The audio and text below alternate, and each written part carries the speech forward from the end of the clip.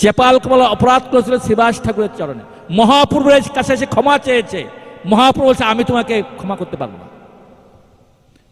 তুমি যদি ক্ষমা পেতে চাও, তুমি যদি অপরাধ থেকে মুক্তি লাভ করতে চাও, তোমার এই কুষ্ঠব্যাধি দূর করতে চাও, তাহলে শ্রীবাস ঠাকুরের কাছে যেয়ে ক্ষমা চাও।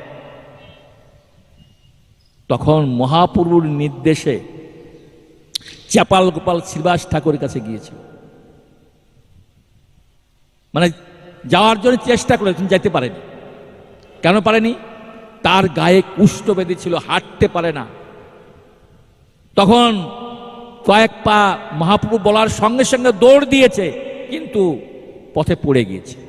বলে প্রভু, আমি আপনার নির্দেশ পালন করার চেষ্টা করেছিলাম, কিন্তু প্রভু আমি যেতে পারছি না। প্রভু তুমি যদি দিনগুণে কৃপা আমাকে না করো, তাহলে আমি উদ্ধার পাবো না। প্রভু আমাকে কৃপা করো। আর অজ্ঞান হয়ে পড়ে গেছে। মহাপ্রভু দেখছেন তাকিয়ে যে এ আমার ভক্ত এখন, কিন্তু আমার ভক্ত আমার নির্দেশ পালন করার চেষ্টা করেছিল, পারেনি, ও পড়ে আছে। তখন মহাপ্রভু নিজে দৌড়িয়ে গেছে শ্রীবাসের কাছে। শ্রীবাস তুমি আসো, ও তোমার চরণে অপরাধ করেছিল, আমার ভক্ত এখন, ও আমার চরণে সম্পূর্ণরূপে আত্মসমর্পণ করেছে। এখন তুমি ওকে ক্ষমা না করলে আমি ওকে ক্ষমা করতে পারছি না। তখন শ্রীবাস ঠাকুর বলেন, প্রভু আপনি ক্ষমা করলে তো হয়ে যায়, আমার কাছে আবার টেনে নিয়ে আসছেন কেন? বলে না না না না, ও আমার কাছে অপরাধ করে, তোমার কাছে অপরাধ করেছে, তুমি ক্ষমা না করলে আমি ওকে ক্ষমা করতে পারি না। শ্রীবাস ঠাকুর দৌড়িয়ে আসছে, এসে সেই চেপাল গোপালকে আলিঙ্গন করেছেন। আর আলিঙ্গন করলে চেপাল গোপালের জ্ঞান ফিরেছে। তাকিয়ে দেখে শ্রীবাস ঠাকুর। বলে প্রভু আপনার চরণে আমি অপরাধ করেছি, আমাকে ক্ষমা করে দেন। শ্রীবাস ঠাকুর সঙ্গে সঙ্গে ক্ষমা করে দিলেন, সঙ্গে সঙ্গে ক্ষমা করে দিলেন।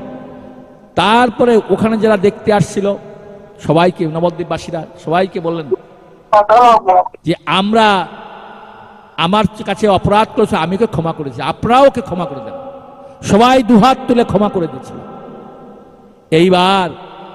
এইবার বলছেন মহাপ্রভুকে শ্রীবাস ঠাকুর, প্রভু আমি তোকে ক্ষমা করেছি, নবদ্বীপবাসীরাও ক্ষমা করেছে, আপনি ওকে ক্ষমা করে দেন।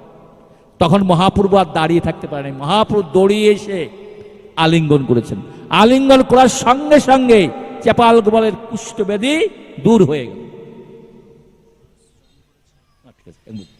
তা এই জন্যে শ্রীবাস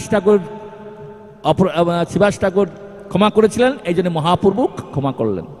তো এই জন্য আমরা দেখতে পাই যে আমাদের এই বৈষ্ণব অপরাধ, যার চরণে অপরাধ করেছি তার কাছে যে আমাদের ক্ষমা চাইতে হবে, তাহলে ক্ষমা হবে, নাহলে মহাপ্রভু ক্ষমা করবেন না। এই জন্য আমরা যেন বৈষ্ণব অপরাধ না করি। আমাদের মাঝে